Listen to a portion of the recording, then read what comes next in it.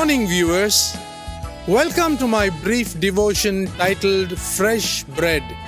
And I do hope that it makes an impact in your life as you begin a new day in Christ.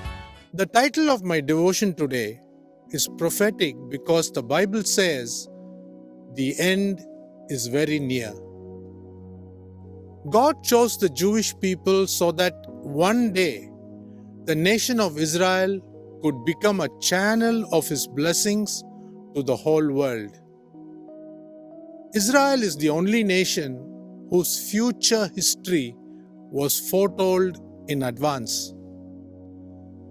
Though the Sumerians and the Hittites lived before the Jews could, they still lived 500 years before the Chinese, 1,000 years before the Greeks, and over 3,000 years before the Americans lived. The Jews live today not only in Israel, but throughout the whole world. Not a single prophecy given by the God of the Bible to the Jewish nation has failed to pass. Read Joshua chapter 21, verse 45 for reference. When Jesus Christ appeared as God of the universe in the form of flesh, He predicted the future events that would occur in Jerusalem and Israel, even though the Jewish minds failed to acknowledge Him as their Messiah.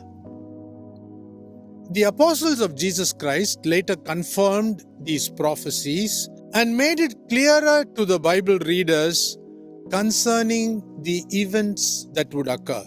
No human being can afford to ignore these events lined up to take place in Jerusalem, Israel, and the whole world. The future misery of the Jewish tribe is because of their backsliding, and prophets Isaiah and Jeremiah have also predicted how the Jews would make their aliyah to return to their beloved nation of God, that is Israel.